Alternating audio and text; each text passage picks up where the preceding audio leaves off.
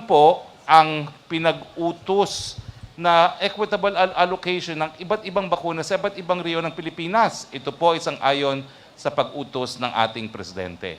Babasahin ko po ang tatlong rehiyon na may pinakamalalaking alokasyon. Ang NCR, 1,832,131. Ang Region 4A, 1,549,477. Ang Region 3, 1,223,531. Ito naman po ang alokasyon sa iba't ibang mga rehiyon. Sa CAR po ay 199,216. Sa Region 1, 507,949. Region 2, 345,250. Mimaropa, 255,315. Region 5, 473,487. Region 6, 741,586. Region 7, 724,349. Ang Region 8, 367,888. Ang Region 9, 290,020. Ang Region 10, 379,966. Ang Region 11, 581,461. Ang Region 12, 368,665. Ang Caraga, 269,308. Ang BARM, 300,422. Or a total of 10,410,020 po ang napamahagi na. Balitang IATF naman po tayo, pinayagan ng inyong IATF na lumabas sa outdoor areas ang mga bata na may edad 5 taon at pataas sa ilalim ng Modified General Community Quarantine at General Community Quarantine liban sa mga heightened restrictions. No? Kung inyong matatandaan sa IATF Resolution number 124, ang Laguna at Cavite ay nasa GCQ with heightened restrictions hanggang sa Huwebes, July 15, 2021. So, sa Cavite at Laguna, homeliners pa rin po ang mga bata. Ano ba ho ang mga outdoor areas kung saan pinapayagan ng mga bata? Parks, playgrounds, beaches, biking at hiking trails, outdoor tourist sites at attractions ayon sa Department of Tourism, outdoor non-contact sports courts at venues at alfresco dining establishments. Hindi pa rin pinapayagan na pumasok ng malls at iba pang mixed-use indoor-outdoor buildings at facilities ang mga bata. Hindi naman po natin i-compromise ang kaligtasan ng ating mga bata. Kailangan pa rin mababantayan sila ng mga adult at kailangan ring mag-observe ng minimum public health standards. Katulad ng pagsuot ng face mask at social distancing. Maaring taasan ng local government units ang nasabing age restriction sa mga bata ayon sa COVID-19 situation sa kanilang lugar. Yung mga bakuna po na binanggit ko na papunta sa iba't ibang mga rehiyon, yan po ay ibabahagi pa lamang po yung mga bakuna. Pinayagan din po ng inyong IATF ang special commercial flights para makauwi po ang stranded Filipinos sa Oman, Dubai, Abu Dhabi at iba pang mga bansa na mayroon tayong travel restrictions. Ang special commercial flights na mga ito ay subject sa guidelines tulad ng pagkakaroon ng special working group para matukoy ang implementing protocols para sa special commercial flights in coordination with the concerned airlines. Ang SWG ay binubuo ng Department of Health, Bureau of Quarantine, Overseas Workers Welfare Administration, Department of Foreign Affairs, Department of Transportation at ang one-stop shop, Philippine Coast Guard at Department of Tourism. Eksklusibo ang special commercial flights para sa mga Pilipino na kinakailangan ng prior approval mula SWG. Kailangan din sundin ang guidelines on the implementation of exemptions for the Philippine government and non-Philippine government repatriation. Sa pupulong din ng IATF ay nilinaw ang allowed movement of fully vaccinated individuals sa Resolution number 124-B. Patuloy na pinapayagan ng intrazonal movement ng fully vaccinated senior citizens sa mga lugar na nasa GCQ at MGCQ. Kailangan lang nilang magpakita ng COVID-19 vaccination card na in-issue ng isang lehitimong vaccination establishment or authority, whether local or foreign, or certificate of quarantine completion na nagpapakita ng vaccination status na na-issue ng Bureau of Quarantine, whichever is applicable.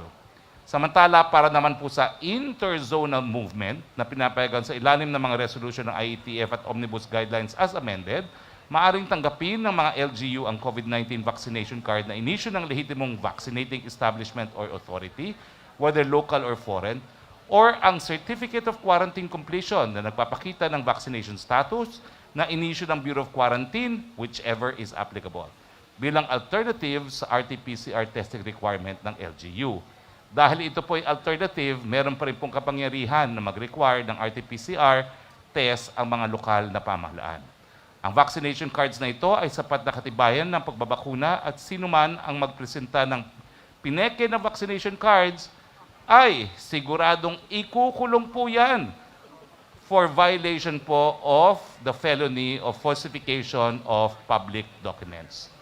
Samantala, inamendahan din po ng inyong IATF ang pertinent provision ng Resolution 124-A na nagbibigay otoridad sa Philippine Overseas Labor Offices, POLO, na i-verify ang vaccination status ng asawa, mga anak at mga magulang ng mga overseas Filipino workers na kasama nilang babiyahe. Pagdating naman po sa ating COVID-19 response, pinuri po ng World Health Organization representative to the Philippines, Dr. Rabindra Abeyasinge, ang ating naging tugon sa coronavirus kahit na limitado ang ating resources. Dagdag pa ni Dr.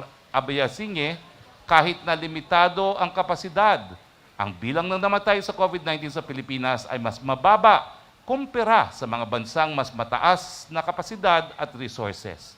Isang middle-income country ang Pilipinas, kaya huwag namang mag-expect ng first world type of response.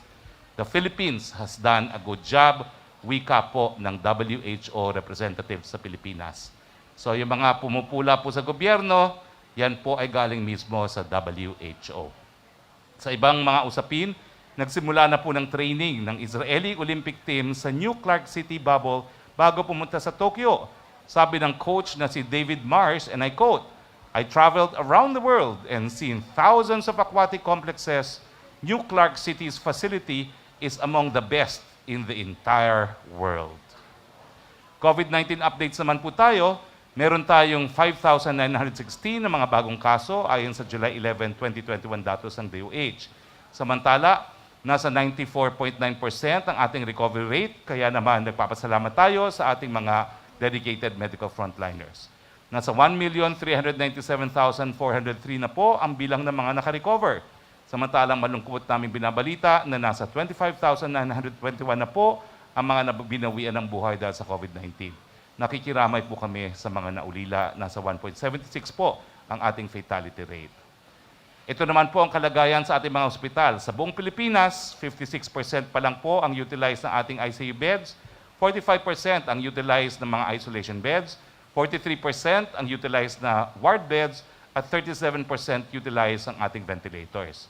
Dito po sa NCR, 40% lamang po ang utilized ng ating mga ICU beds, 37% ang utilized isolation beds, 33% utilized ang ating ward beds, at 32% utilized ang ating ventilators.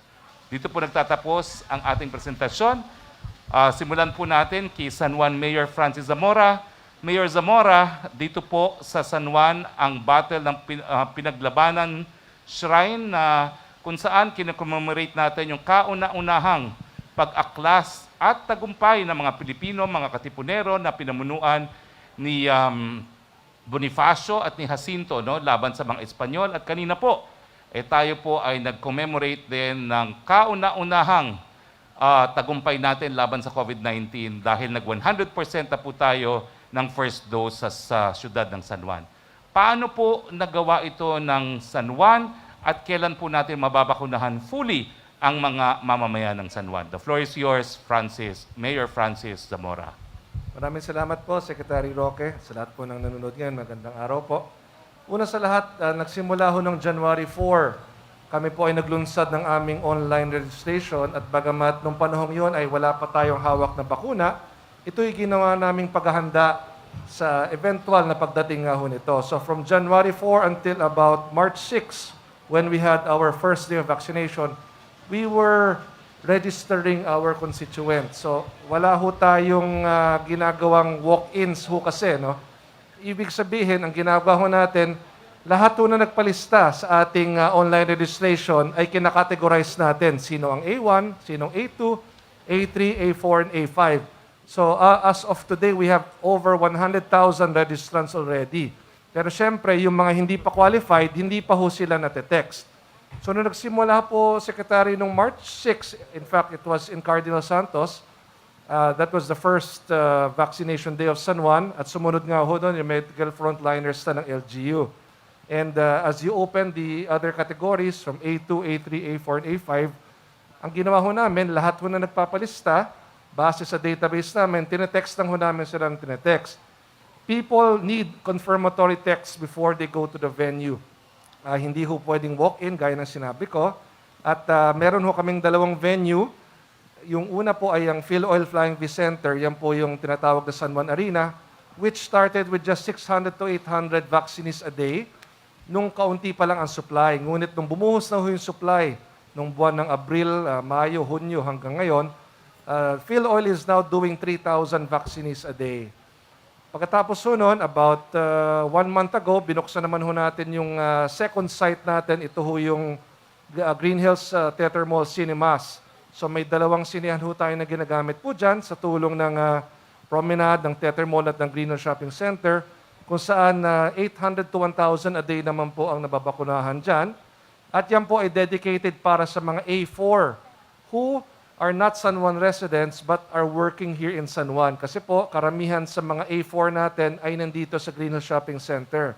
So the merchants that we are seeing now here in the Green Hills Mall, yung mga tsanggero natin, hindi naman po sila lahat taga San Juan.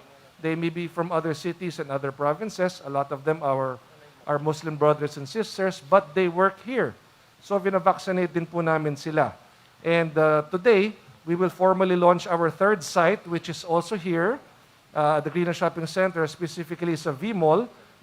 Binigyan ho tayo ng location ng Ortigas and Company, no, upang maging third vaccination site natin, which will now allow us to vaccinate up to 5,000 a day. So nagpapasalamat nga ho kami sapagkat yung dalawang site na binanggit ko, yung Green Hills Theater Mall at ang V-Mall, ay libre hong pinapagamit sa atin ng ating mga private business establishments na naging partners po natin. Of course, ang Ortigas Land and Promenade Theater Mall, yung Music Museum Group.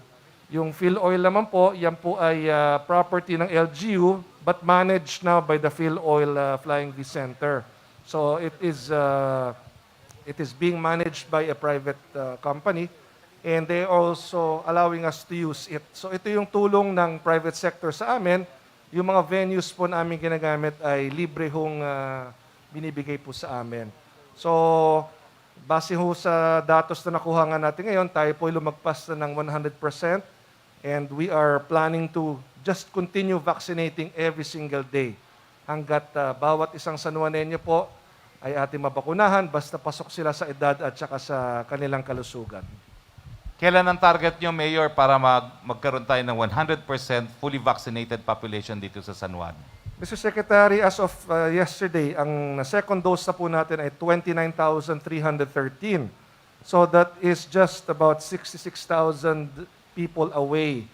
And because most of them were vaccinated with Sinovac, you only count 28 days after.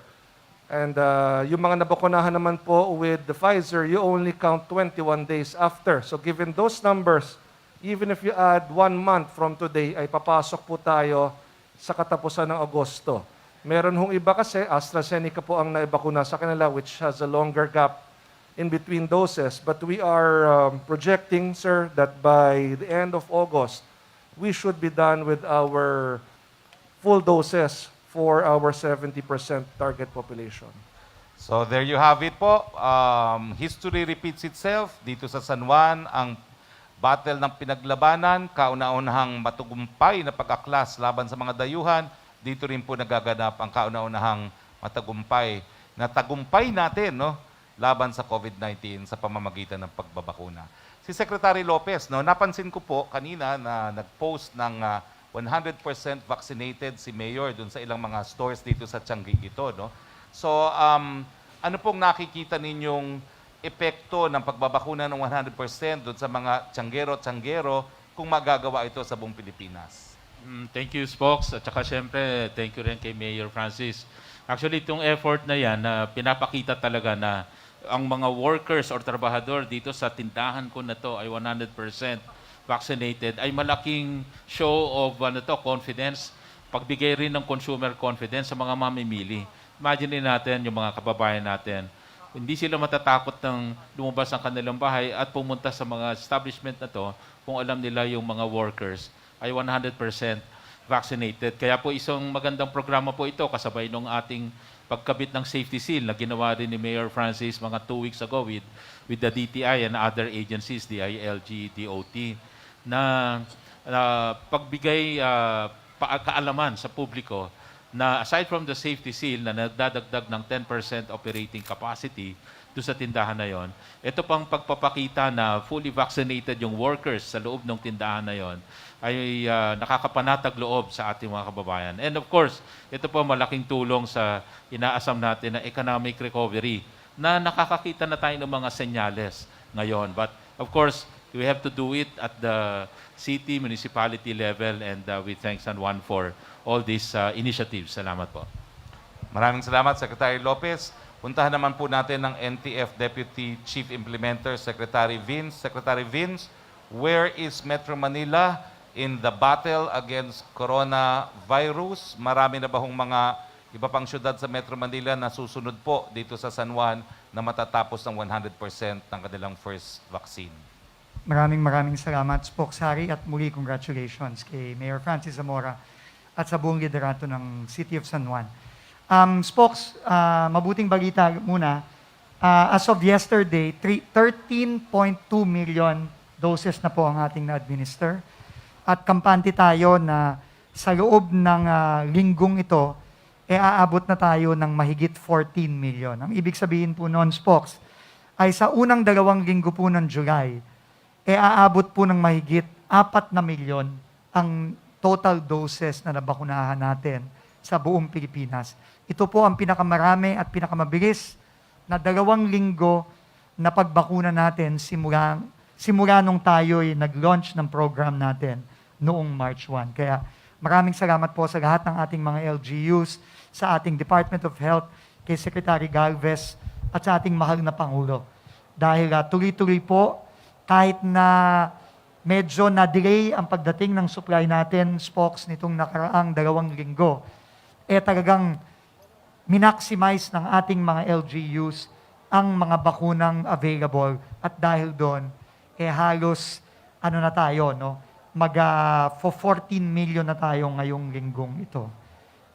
Sa Metro Manila po, tuloy-tuloy po ang pagbabakuna, pero ang kinagandahan po na in-announce nyo na po kanina, Spokes, dahil sa direksyon ng ating mahal na Pangulo at ni Secretary Galvez, dahil dumadami na ang bakuna nating darating sa mga susunod na linggo, marami na po ang makakatanggap ng mga bakuna sa buong Pilipinas.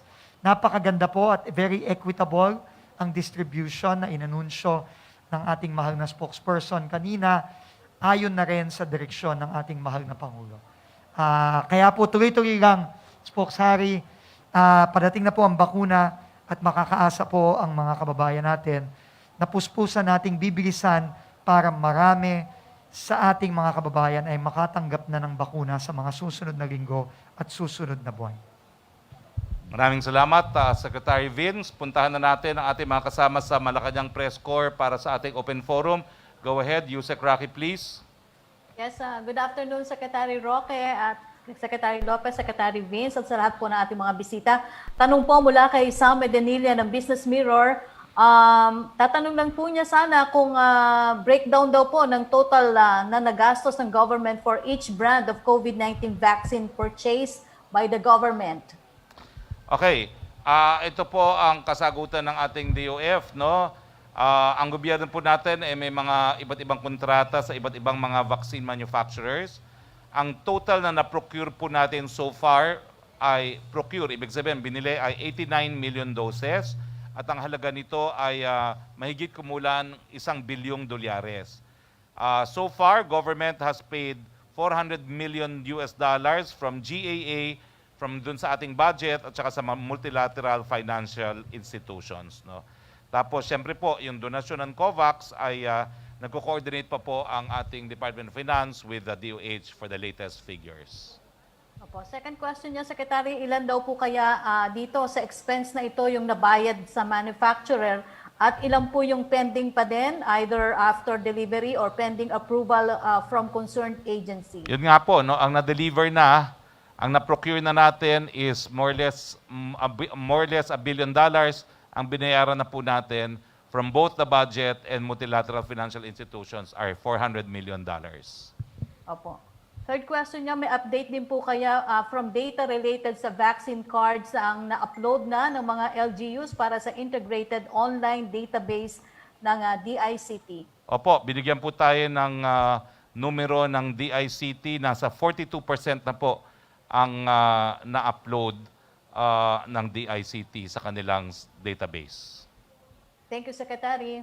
Okay, puntahan naman natin si Pia Ranada, please. By Zoom. Hello, sir. Can you hear me? Yes, go ahead, please. Sir? Go Yes, ahead. sir. Just can we just get your thoughts on or Malacanang's input on what the president thinks of the expulsion of Secretary Alfonso Cusi from PDP Laban by the faction led by Senator Manny Pacquiao? Does he recognize this move as party chairman? All I can say is what the President has said on the matter. We will resolve all existing disputes within PDP Laban legally. So, abangan na lang po ang susunod na kabanata dyan. So ibig po bang sabihin niya na he is siding with a certain faction in PDP and he will support them in their legal fight against the other faction? Let's put it this way, that July, yung meeting ng PDP Laban sa Clark, July 17 ba yon? July 17, Yes, sir. called by Secretary Cusi, it's in the calendar of the President. What does he think of the Pacquiao faction and its recent moves? Lalo na yung mga resolutions niya avoiding the what happened at the last meeting. Does he agree with that? How does he plan to resolve that? All I can say is he recognizes the leadership of Secretary Cusi, and that is why he will attend the party special meeting on July 17. Okay. And then, sir, kasi today is the anniversary of the Hague ruling, and a group of fishermen numbering over 100, because the Mangingisda group are saying that despite the 5 years under the administration, Chinese boats are still blocking their access in various parts of the West Philippine Sea and the Spratleys. Can you respond to this? Why is this still happening despite the President's promise that he will fight for the rights of Filipinos in the West Philippine Sea? I dispute that. Ako lang naman ang tumayong abogado ng mga mangingisda galing sa Masinloc, galing sa iba't ibang bahagi po ng Pangasinan. At alam ko po, I have personal knowledge na halos lahat po sila ay nakabalik na sa kanilang hanap buhay, lalong-lalo na dyan po sa Boro. No? So I dispute that. So you're saying that they're lying? These Well, I'm fishermen? saying whoever said it must not be reporting the truth and everything but the truth. No? Because I have continuously communicate with my former clients.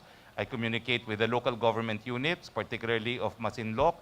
And ano ba yung town sa Pangasinan, the coastal town of Pangasinan? I just recently met with the mayor 2 weeks ago precisely to inquire on the welfare of the fishermen pursuing their livelihoods in Boro, and there are no reports that they're not able to pursue their livelihoods.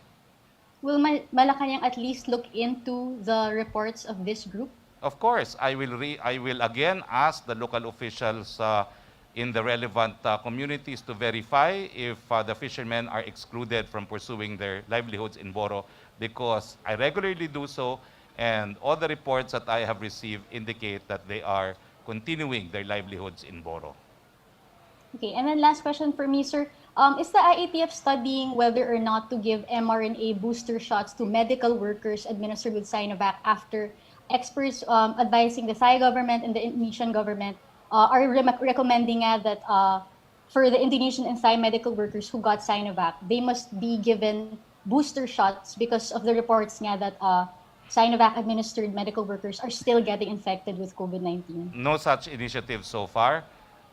What I do know is a post of Dr. Edsel Lagman, no, in his Salvania, Dr. Edsel Salvania, and he actually condemned the headline that hundreds of Thai medical workers infected despite Sinovac vaccinations, because the report actually said only 618 out of 677,348 who received 2 doses of Sinovac were afflicted with the disease. So ang sabi nga ni Dr. Salvania to the newspaper outfit, do a better job of objective reporting. You guys are killing vaccine confidence. This will cost lives. What's the vaccine effectiveness for those numbers? what's the infectious rate and death rate among unvaccinated. You guys can do better than that. We expect better. The vaccines are working very well, end quote. All right. Thank you, Sec. Thank you very much, Pia. Kay Brian, our host, Brian. Good afternoon, sir. Members of the media here in Green Hills have questions, ahead, vaccine-related please. questions. We request that they limit it to 2 to 3 questions. We begin with Mr. Jaycon Rubrico, reporter of SMNI. Hello, good afternoon, Sec Harry, Sec Ramon, Sec Vince, and Mayor Francis. Mayor, first question po, congratulations for this achievement. What do you think, sir, ang yung pinaka-best practices ng LGU kung bakit mabilis yung bakunahan natin dito sa San Juan City na pwedeng gayahin ng ibang local government units? Sa tingin ko, importante talaga meron kang isang very efficient system. No? It's not about quantities, it's not about just funding, or it's not just about vaccine supply. It's setting up an efficient system na you can replicate in several venues. Diba? Kumbaga, may maayos ka na template na isa-set up na you just, it's basically a turnkey method, di ba? Kahit ilipat mo sa Green Hills, sa Sinihan, yun din yung sistemang yun. Eh. And I believe it has worked well for us. Next, wala nga ho kaming walk-ins. I have nothing against LGUs who do walk-ins. Ano? Kanya-kanyang diskarte kami bilang mayor. Pero para sa akin kasi, kung mag-walk-in ka, hindi mo makokontrol, number one, yung bilang ng taong darating. Number two, are they qualified? Na posibleng hindi pa nila prioritization, ngunit pumipila na sila. And this can cause problems, lalong-lalo na sa overcrowding, yung magpipilit mabakunahan for the day. No? So, we never implemented walk-ins here. We focused on our online registration. And even up to this day, meron pa rin mga nagre-register online. Dumadami pa siya. Kumbaga, I believe kasi it's the word of mouth. The most powerful marketing tool is the word of mouth. Since we have 96,610 San Juaneños vaccinated already, each and every one of them becomes your marketing tool. Pag uwi niyan sa kanilang tahanan, sasabihin sa kanilang pamilya, oh, nanay, tatay, nabukunahan ako. Hindi naman pala totoo na magkakasakit o hihimatayin. All of these fake news. So, malaking bagay kasi na meron tayong actual testimonials from people who have been vaccinated. And ako, I personally am acting also as a vaccine ambassador. Nung simula pa lang, no, nagsulat na nga ako kay Secretary Duque noon, nung hindi pa pinapayagan yung mga mayors. No, I wrote him personally to request that mayors be allowed to get vaccinated. No, nung simula pa lang ng vaccine program natin, because as mayors, we need to be able to encourage our constituents. Sino ako para manghikayat na magpabakuna kayo kung ako mismo hindi pa nababakunahan? And I have gone the full cycle. Na COVID na ako, na quarantine ako, nabakunahan ako ng first dose. So may credibility ako kapag magsalita ako. Paano ko hikayatin ng isang tao na magbabakuna kung ako mismo hindi nabakunahan? Thank you, Mayor. Sir, second question po for Sec Vince. Kanina po, Mayor Francis suggested na pwedeng babakunahan yung ibang lungsod, taga-ibang lungsod dito sa Yes. San Juan. Are we considering that suggestion po upang matulungan rin yung ibang LGUs na makamit yung herd immunity? Tama. Actually po, napakagandang tanong. No? Unang-una na kami nakikiusap kay Mayor Francis at sa lahat ng mga mayor na pag natapos po ang target, wag titigil magbakuna. Kasi kailangan po tulong-tulong tayo para mabakunahan, hindi lang yung buong NCR, kundi pati yung mga kapit bahay na probinsya natin, tulad ng Bulacan, ng Cavite, Laguna, Rizal, pati Pampanga. No, kasi yung sistema dito ni Mayor Francis, napakaganda at napakabilis. No, kaya talagang mabilis magbakuna si Mayor Francis dahil sa sinetap nilang sistema na mabilis everyday ang pagbabakuna nila. Kaya ang pakiusap ko at sana pagbigyan tayo ng ating mga mayor, katulad ni Mayor Francis, na kapag naabot na yung target, tuloy-tuloy pa rin. Kasi napakadaling pumunta ng taga NCR, ng taga Bulacan, taga Rizal, taga Cavite, taga Laguna, dito sa mga syudad natin sa NCR. No? So sana po mapagbigyan tayo ni Mayor Francis kasi napakalaking tulong yung sistema na nandyan na na magagamit natin para tulungan yung iba nating mga LGU at iba nating mga probinsya? Siguro si Mayor Francis. Yes, Secretary Vince, we will be more than willing to help other cities. Tatapusin lang ho namin yung natitira naming population pa na hindi pa nababakunahan. And given the numbers, ilang libo na lang po ito. Of course, we also have our workforce na kasama ho sa aming daytime population at marami-rami pa rin ho ang hindi pa rin ho nababakunahan. So my commitment, sirs, once we have vaccinated our entire target population and eventually our entire qualified population, we can help other cities for as long as, sirs, you have to provide us with the vaccines to vaccinate to them. And also, I'm sure that the Green Hill Shopping Center management will welcome that because it will also allow for higher foot traffic in terms of our potential customers here in the shopping center. So win-win situation noon sapagkat tataas naman muli yung business tax na makokolekta namin sapagkat tataas din naman yung gross sales po nila. Naramdaman ho kasi namin yan noong 2020 nung nagsara ang mga negosyo.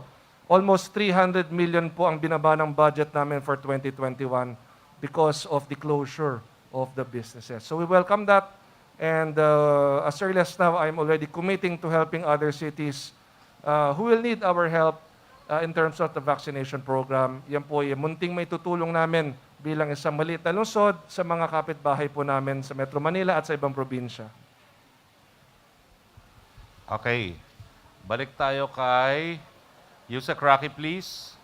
Yes, thank you, Secretary Roque. Mula kay MJ Blanca Flor ng Daily Tribune, after 5 years sa West Philippine Sea po, after dun sa permanent court ng arbitration rule, ang tanong po niya, what have we done so far to preserve our territorial claims? How does the Duterte administration want to be remembered on the West Philippine Sea? Lilinawin ko lang po, no? Bagamat dapat talaga ipagdiwang yung panalo natin yan, tuloy pa rin po ang pinag-aagawang teritoryo dahil ang naapektuhan lang po ng desisyon ay yung issue na related sa karagatan. At ang pinaka-importanting desisyon dyan, walang legal na basihan ang 9 dash lines ng China.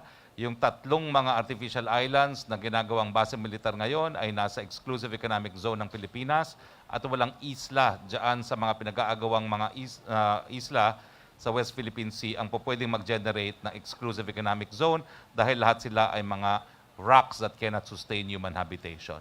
So patuloy pa rin po ang pag-aagawan ng teritoryo at ang importante po ay habang hindi nare-resolba itong pinag-aagawang teritoryo, isang tabi muna po yan at isulong ang pwede mga isulong sa larangan ng kalakalan at pamumuhunan.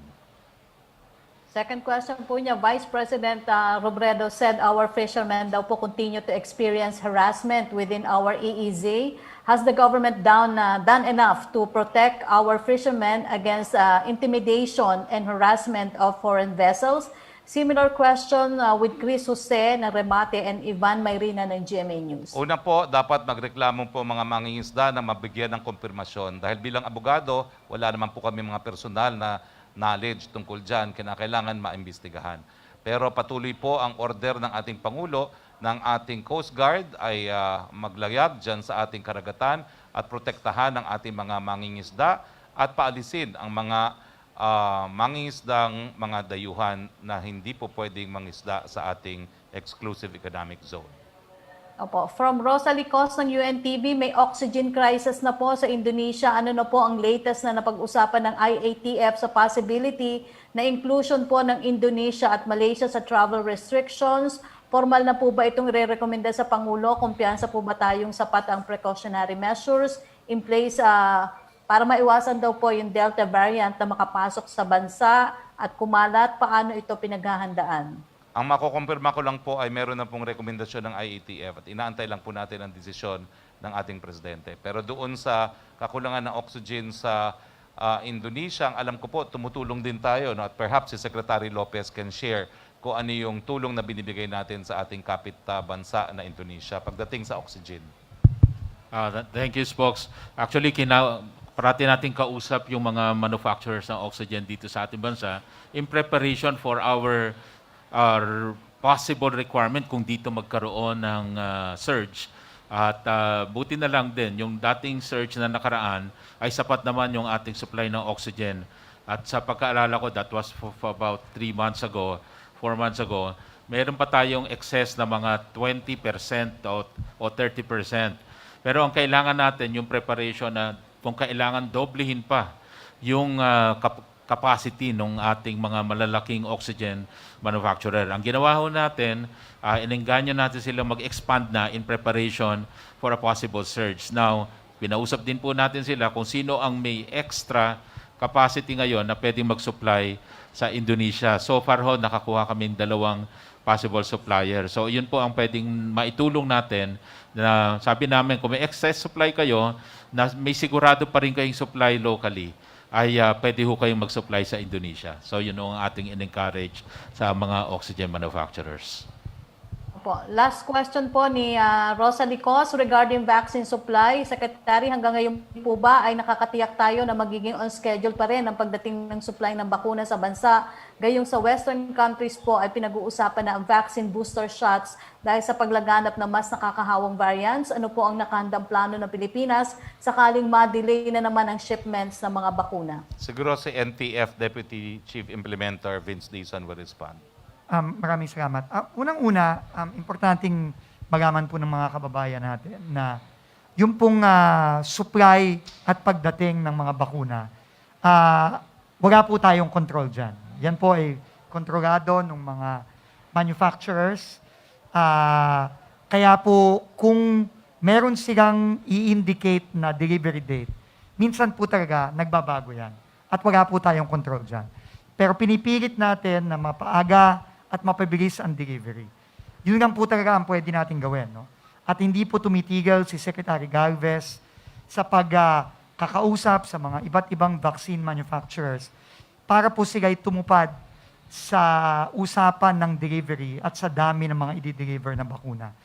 Pero kagaya ng paulit-ulit pong sinasabi ni Secretary Galvez, ang problema po talaga ng buong mundo, hindi lang ng Pilipinas, ay yung kakulangan ng supply ng bakuna, lalo na sa mga bansa tulad ng Pilipinas. Pero nakita naman natin, 20 milyon na ang dumating sa Pilipinas, mabilis natin itong nababakuna, at meron pang inaasahan, kagaya nung pinakita ni Spokesary kanina, may 10 milyong padating. No? At yung mga padating na 10 milyong bakunang yon ay napaka-equitable ng distribution sa lahat ng mga rehiyon sa Pilipinas para po hindi maiiwan ang ating mga kababayan kahit sa mga magalayong mga lugar. Thank you po. Thank you, Secretary Vince, Secretary Roque. Thank Salamat you. po. Punta tayo ulit kay Brian para sa media.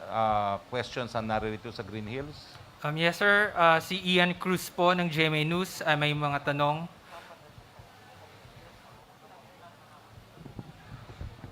Hello po, good morning. Sir, mabibilis na lang po. Kay Mayor Zamora, Mayor, may order kayo na 100,000 na AstraZeneca. So, saan po mapupunta yan considering na maabot nyo na yung inyong target, ano? Actually, Ian, yun nga ho eh. Yung orders namin up to now, wala pa rin. But remember, 100,000 doses only means 50,000 people. No? So I just want to clarify that.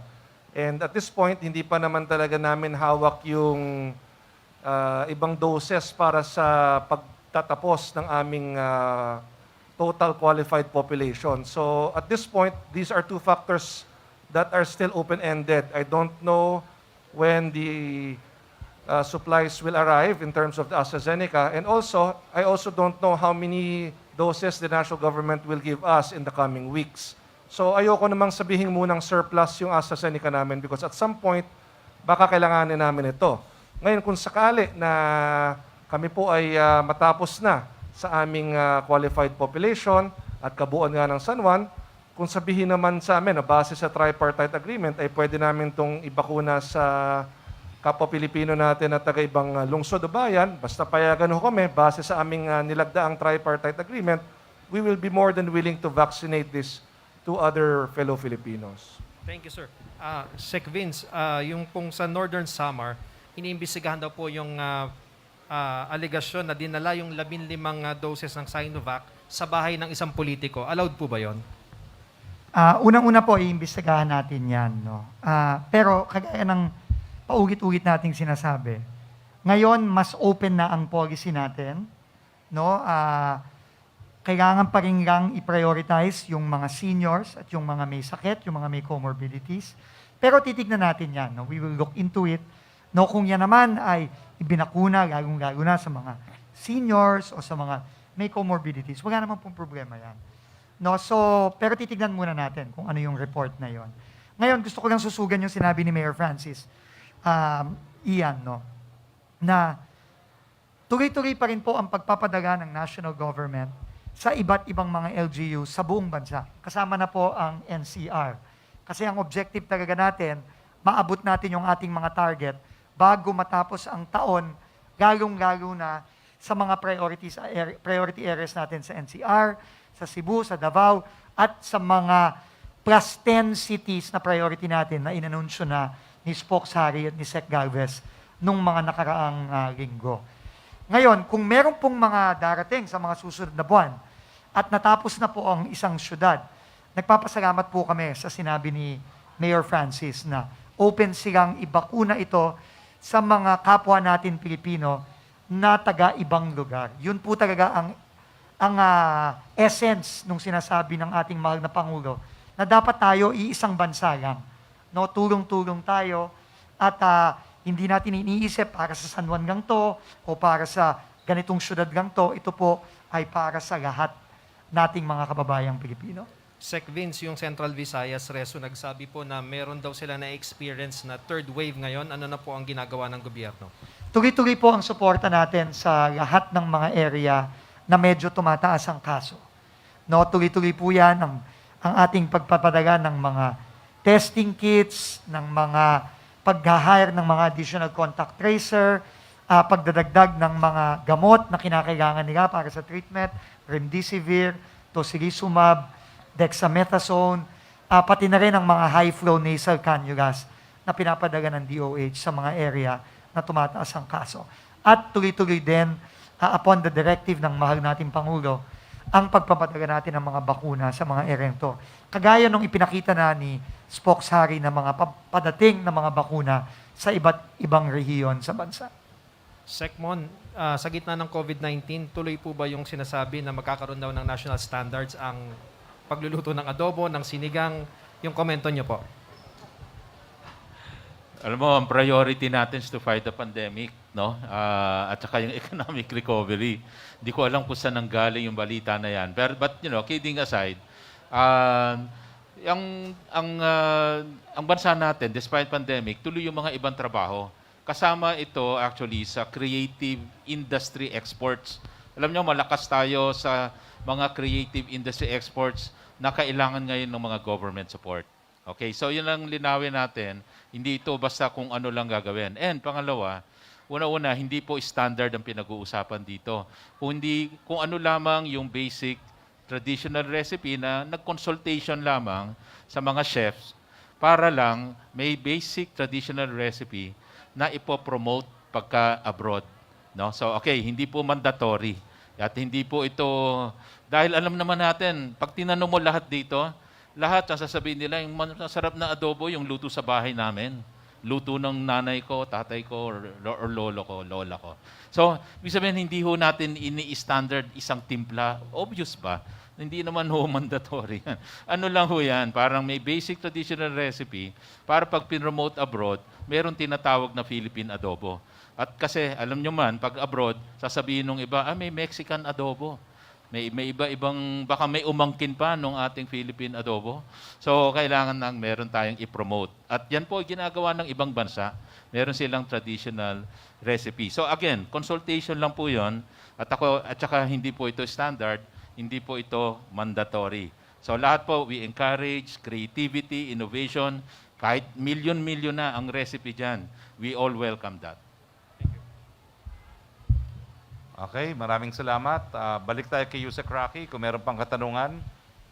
Secretary, marami-rami pa po yung tanong natin dito ng MPC from Chris Jose ng Remate Online. Yung daw pong kung pagbabasihan po ang mga balitang lumabas noong nakaraang linggo na pinag-iisipan na di umano ni Mayor Sara na tumakbo sa pagkapangulo sa 2022 elections, habang ang kanyang ama naman po na si Pangulong Duterte ay seryosong pinag-iisipan na tumakbo bilang Vice President na dati po ay kapwa ay tumakbo sa 2022 elections. Ngayon po ba ay maaasahan na po ng publiko ang Duterte sa 2022 elections? Similar question po yan ni Creseling Catarong ng SMNI, yung reaction daw po sa pagkumpirma ni Mayor Sara na bukas na siya o pinag-iisipan niya ang tumakbo sa presidential election. Well, gaya ng nasasabi ko sa mga naunang press briefing natin sa politika, anything is possible, nothing is impossible.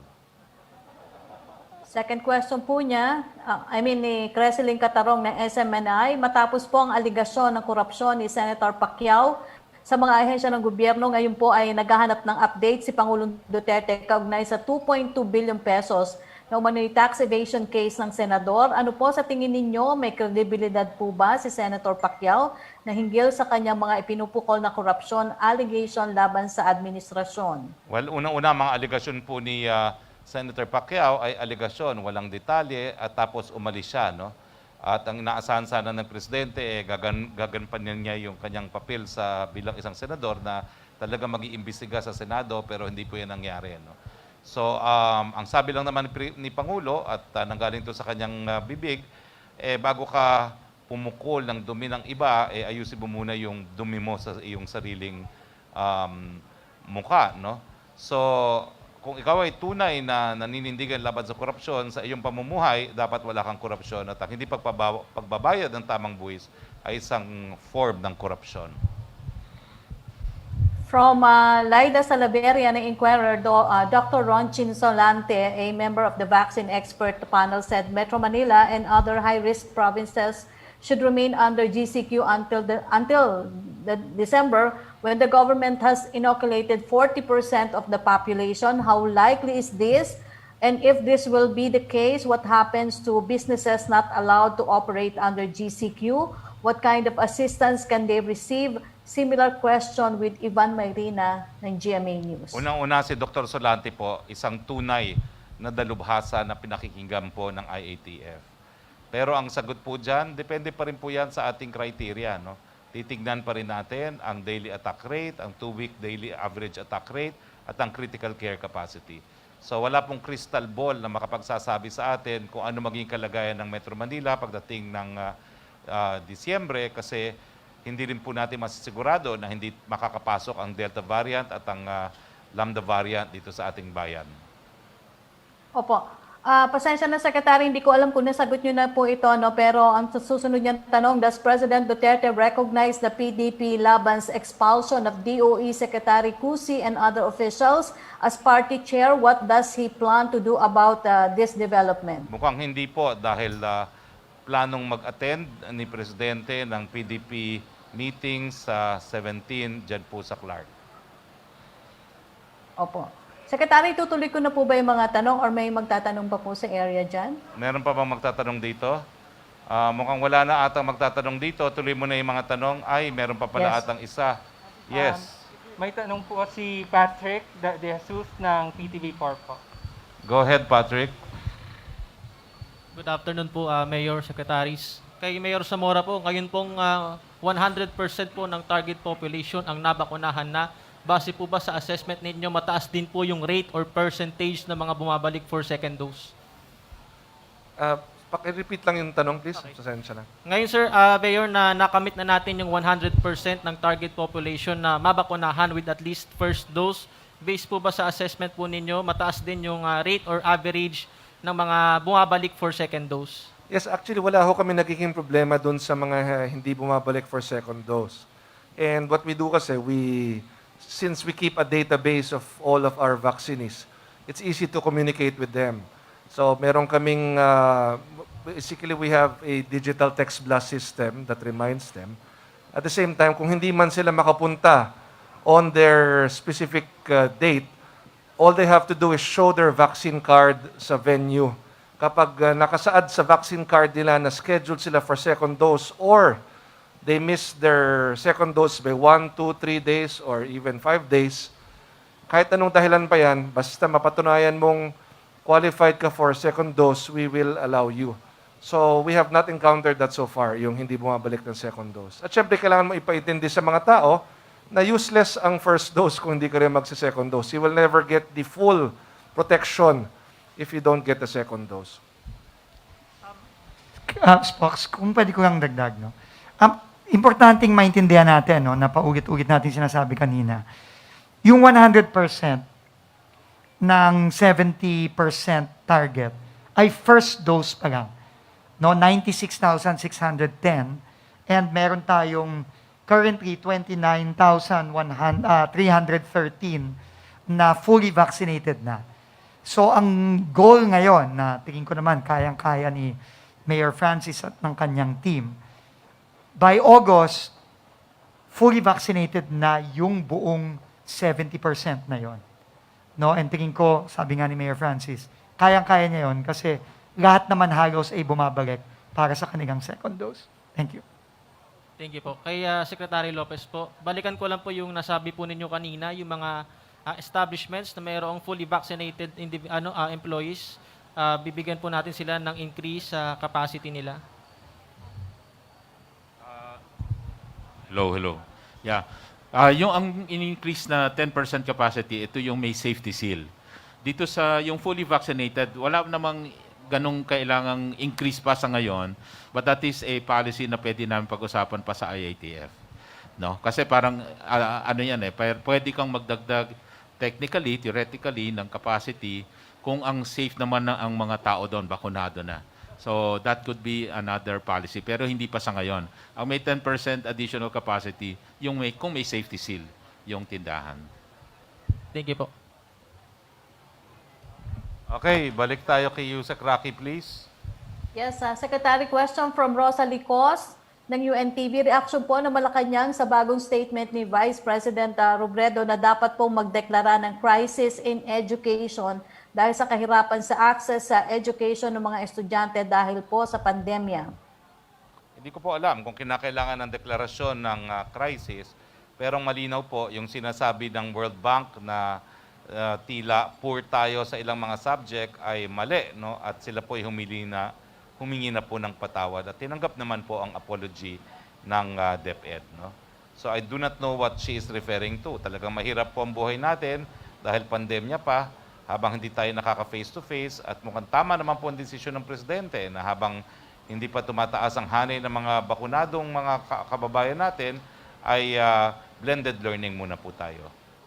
Anyway, I think si Secretary Briones is the first person to decide that kasi siya naman yung Secretary of Education. Apo. Question from Trish Terada ng CNN Philippines. There are reports saying that hundreds of Thai health workers were still infected with COVID-19 despite getting vaccinated with Sinovac. How will these developments affect our vaccination program? Is the government alarmed? Already answered na po yan. I quoted Dr. Edsel Salvania. On the newspaper, do a better job of objective reporting. You guys are killing vaccine confidence. That will cost lives. What's the vaccine effectiveness for those numbers? What's the infection rate and death rate among unvaccinated? You guys can do better than that. We expect better. The vaccines are working very well. End quote.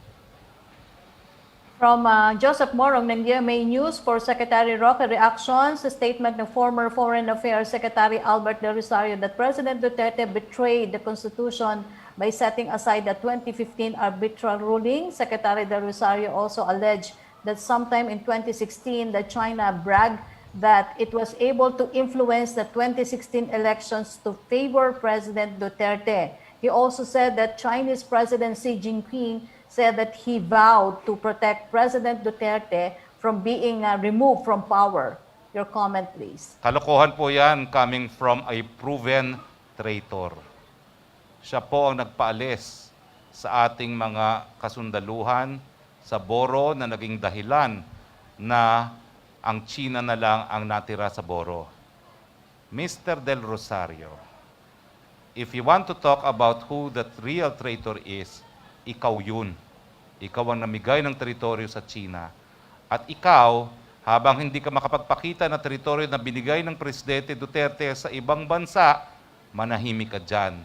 Dahil ikaw nga ang may pananagutan dyan. At I enjoin lawyers and other groups to study the legal liability of Albert De Rosario in ceding Scarborough Shoal to China. From Mangilabot ka Maricel naman sa mga sinasabi mo, no? Ikaw diyang namigay ng teritoryo eh. Mahiya ka sa sarili mo, mahiya ka sa buong bansang Pilipinas. From Maricel Halili from TV5, ano po ang naging batayan ng IATF sa pagpayag sa minors na makalabas ng bahay? Hindi ba ito delikado na bukod sa wala pa silang bakuna ay may banta pa ng Delta variant? Meron po talagang banta. Pero ito naman po ay isang desisyon na binuo matapos po ang advice din ng mga dalubhasa. Cost-benefit analysis po ito eh. Kahit sino, ikulong mo sa bahay ng mahigit 1 taon, magkaka-epekto po yan sa mental health. Kaya nga pong ating dahilan kung bakit pinayagan ng limitadong lumabas sa mga outdoor areas ay dahil kinakailangan i-promote ang well-being ng mga bata, lalo na ang kanilang mental health. Now, hindi natin sinasabi na wala ng banta, meron nga po. Kaya kinakailangan supervise pa rin ng mga adults, kinakailangan ang pag-obserba ng minimum health standard, at ulitin ko po, sa mga open air areas lang po yan. Opo.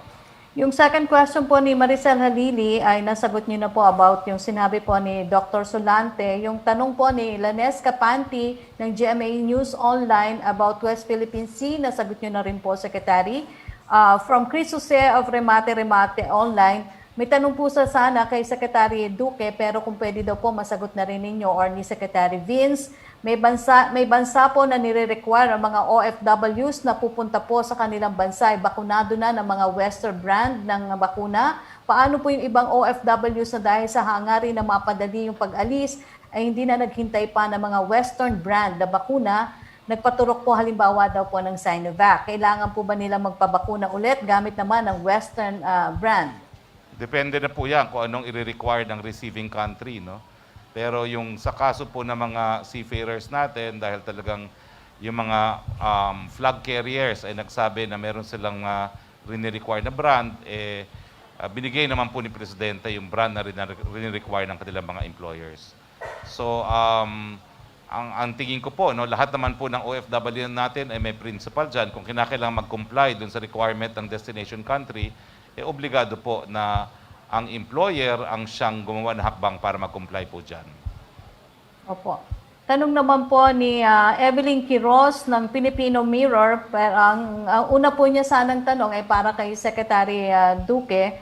Pero basahin ko na lang din po, baka po pwede rin yung masagot Secretary Roque or Secretary Vince or Secretary Lopez.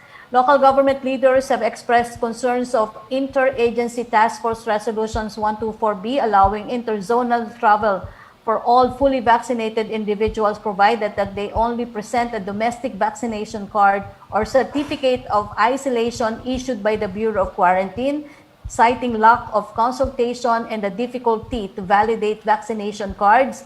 What was decided in the meeting between the LGU heads and the DOH? Nasagot na po yan, no?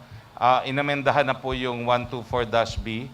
Option pa rin po ng LGU mag-require ng RT-PCR habang pinapalawak pa po ng DICT yung database niya ng mga vaccinated individuals. Kapag naman po nakumpleto na yung database, napakadali na po mag-verify. Pero for the time being po, option pa rin po ng LGU kung i-require nilang RT-PCR. Opo. Secretary, bigay ko po muna sa inyo kasi may tanong pa po yung iba nating kasamahan yata dyan sa area, Secretary. Yes, Brian? Mr. Secretary, si Vivian Gulia po ng ABS-CBN may tanong po sa inyo. Yes, Vivian. Good afternoon, Secretaries and Mayor.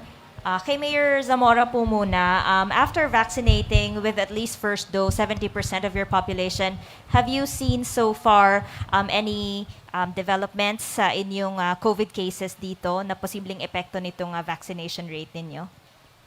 As of yesterday, ang ating number of active cases dito sa San Juan ay 79 na lang. And this is coming from a high of 1,226 last April 12. and we have not gone beyond the 100 mark in a very long time. So, nakikita natin yung correlation ng number of vaccinees vis-a-vis yung ating active cases. But of course, I don't want to make people be complacent. Yes, we are vaccinating at a rate of 3,000 to 4,000 a day, but we still have to remind everyone to wear masks, to follow health and safety protocols such as social distancing. But specific to your question, 79 active cases na lang po tayo sa San Juan. May we also know how you plan to implement the policy allowing children 5 years old and up to go out? Kasi I understand that LGUs are allowed to increase the age restriction for San Juan City. Ano po ang plano ninyo sa pagpapatupad nito? Kagabi po, nagkaroon ng pagpupulong ang Metro Manila Council and it was, actually sorry, hindi pala kagabi. Yesterday morning, no, before lunch, we had a meeting and it was agreed that the Metro Manila Council will come up with a resolution wherein cities will determine which among the parks, open areas, public areas, ang pwedeng puntahan. So, proposal pa lang ito. We will have to discuss further with the other mayors of kung ano magiging policy. But syempre, ang IATF naglabas na ng guidelines din ho niya, no? So, we will just have to reconcile whatever guidelines they have versus the Metro Manila Council guidelines. But siyempre ho, kung ano ang polisiya ng national government, tayo naman po ay susunod. Ang kailangan lang ho namin talagang siguraduhin ang tamang implementasyon po nito sa aming mga lungsod. Okay. For Secretary Roque, Secretary Dizon, earlier na-mention ni Representative Zamora na nabakunahan po siya ng 4 doses ng COVID vaccine, 2 Sinopharm, and then 2 Pfizer. Allowed na po ba? Ano po ba ang policy ng government natin? Allowed na po ba yung mixing and matching of COVID vaccines? And are there any violations that you are seeing here since yung una niyang vaccination ng Sinopharm was December before the EU, before an EUA was issued po on Sinopharm? Si Mayor Zamora, being the son of Congressman Zamora, will answer. Vivian, ang masasabi ko lang sa inyo, yung naging vaccination ni Congressman Noni Zamora ay upon doctor's orders. Siya po kasi ay na-quadruple bypass 16 years ago, na-kidney transplant 6 years ago. He is immunocompromised. He is a person with comorbidity and he is 76 years old. So, ang doktor ho niya ang nagbigay ng orders po dyan at yun po ang direksyon ng kanyang physician po. But when it comes to the policy, allowed na po ba ang mixing and matching of COVID vaccines? Hindi pa po, pinag-aaralan pa po yan. And I don't think this qualifies as mixing kasi he had 2 doses of one and then 2 right. doses later. But magkaibang brand po yung first 2 Yes, and but the second mixing is 2. iba yung first, iba yung second. Yeah. Okay. Thank you. Okay? So, alam nyo, I think we are out of time. One round from the journalist present, please. Yusek Rocky muna. Yusek Rocky. Yes. Opo, Secretary, baka maano tayo ng MPC, maaga nagpadala ng mga questions sa mga to. Tanong po ni... Dali lang po, ha. Tanong po ni... Evelyn Quiroz pa rin po. May natira siyang tanong para po kay DTI Secretary. Pasensya na po, hindi ko po alam kung ito po ay nasabi na niya kasi ako humabol lang di po sa press con. Ito po tanong niya, the DTI has reported that the number of enterprises that have closed their operations amid the coronavirus disease 2019 pandemic went down to 10% in June due to the easing of community quarantine restrictions, which has allowed more businesses to resume operations, whether partial or full. Do you see this trend improving further on into the coming months? Yes, we see that improving as long as magtuloy-tuloy yung ating GCQ sa ngayon at sa karamihan ng lugar. Alam nyo, una yan, kung titingnan nyo last year, dati 38% yan. In fact, bumaba na siya up to 4% nitong February. Kaya lang, nag-ECQ tayo, I'm talking of Metro Manila, NCR+. Nag-ECQ tayo March, tas MECQ April. Kaya yung 4% na sarado, maganda na sana nun, umakyat na naman yan sa mga 16%. So, yung 10% ngayon is an improvement from the 16%. So, ibig sabihin, kung tuloy-tuloy tayong hindi magkakaroon ng surge, kaya maingat pa dapat talaga lahat ng ating kababayan, tsaka yung vaccination rollout natin, lahat magpabakuna, para yung 10%, tuloy-tuloy bumaba uli to 4% or even balik sa dati nating kinalalagyan na maraming bukas na mga establishmento. So, kailangan, ang susi talaga dyan yung vaccination at saka yung yung pagsunod, compliance ng ating mga kababayan para hindi ho talaga magkaroon ng surge at hindi na naman tayo bumalik sa ECQ. Opo, from Ivan Mayrina, tumaas daw po ang bilang ng mga Pilipinong willing magpabakuna from 60% in February to 43% in June base po sa latest survey ng Pulse Asia. Nagagalak po tayo dyan at talaga naman pong bakuna ang magiging solusyon natin dito sa pandemya at ito po yung tanging paraan para tayo po yung makapagbalik buhay. So, papakuna na po tayo. Opo. From Trish Terada ng CNN Philippines, may info daw po that President will meet with Senator Pacquiao. Does Malacanang confirm this? When will the President meet with Senator Pacquiao? Imposible po, nasa Amerika si Senator Pacquiao. Opo. From Lay Albis, nasagot niyo na po yung about Northern Samar. From Ace Romero, the President has said he won't allow any attempt to undermine the arbitral ruling 5 years after the issuance of the ruling. What has the administration done to prevent it from being disregarded? Can the administration claim that it has done enough in asserting the Philippines' claims in the maritime dispute? We have done all that we could given the absence po of an enforcement mechanism under international law. Dahil wala pong pulis na magpapatupad niyan, ginawa na po ng gobyerno ang lahat ng hakbang para nga po magkaroon ng buhay yung desisyon na yan. Kasama na po yung pagtatalumpati ng Presidente sa ating UN General Assembly na sinabi niya na kabahagi na po ng international law ang arbitral decision na yan. Opo. Last question from Celerina Monte. Follow-up daw po. You're urging other lawyers to study the possibility of filing charges against former DFA Secretary Del Rosario. How about the government? Will you initiate an investigation and file charges against him? I have no time and I don't want to waste my time on him. Pero let us not let him get away with the fact that he gave away Philippine territory.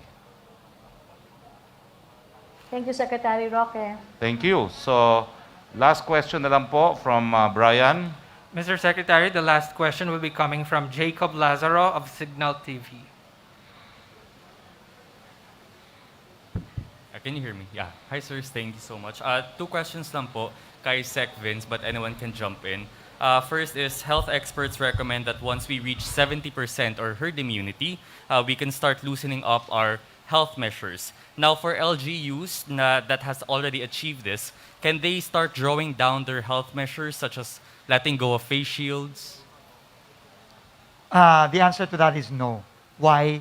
Because especially LGUs here in NCR, we all live in a contiguous area, dikit-dikit. So we cannot do that until the entire National Capital Region and its surrounding LGUs have reached the target. No, we have to be very careful. No, and I enjoin everyone to follow the advice of Secretary Duque and Mayor Francis na despite being fully vaccinated, we still need to follow the minimum health standards, especially with other variants like the Delta variant looming. No, we really have to be very careful and we need to follow the minimum health standards. So, kailangan tuloy-tuloy pa rin tayo ng pagbabakuna, bilisan natin, pero wag tayong magiging complacent, wag tayong magpapabaya, tuloy-tuloy pa rin, mask, hugas, iwas. Sige, last question po. Sir, once an LGU has vaccinated 100% of its total population, will they still receive doses of the COVID-19 vaccine or hindi na po? Una, no, our goal is to vaccinate 100% of the target population because we cannot vaccinate the entire population because right now vaccines are yet to be allowed for minors, no? So again, very clear, 18 and below hindi pa natin pwedeng bakunahan kaya hindi natin mabavaccinate ng 100%. Pero, kagaya ng sinabi natin kanina, nag-offer na at hinihikayat natin ang mga LGUs tulad ng San Juan, pag naabot na nila yung 100% ng target population, sana ituloy-tuloy pa rin nila ang pagbabakuna at tulungan nila ang mga kapitbahay nilang mga LGU, pati na rin ang mga probinsya sa labas ng NCR. And pumayag naman si Mayor Francis doon, nagpapasalamat tayo sa kanya. So to your question, yes, makakatanggap pa rin ng doses para matulungan ng ibang mga syudad. Thank you so much po. Okay. Dahil wala na tayong mga karagdagang mga katanungan, maraming salamat kay Mayor Francis Zamora. Maraming salamat kay Congressman Zamora, Ronnie Zamora. Maraming salamat kay Secretary Lopez, kay Secretary Vince. Maraming salamat kay Brian. Maraming salamat din kay Yusek Rocky. Maraming salamat sa mga kasama natin sa Malacanang Press Corps at sa local press corps na nag-cover po dito sa ating Green Hills. Dito po sa atin ngayon sa Green Hills.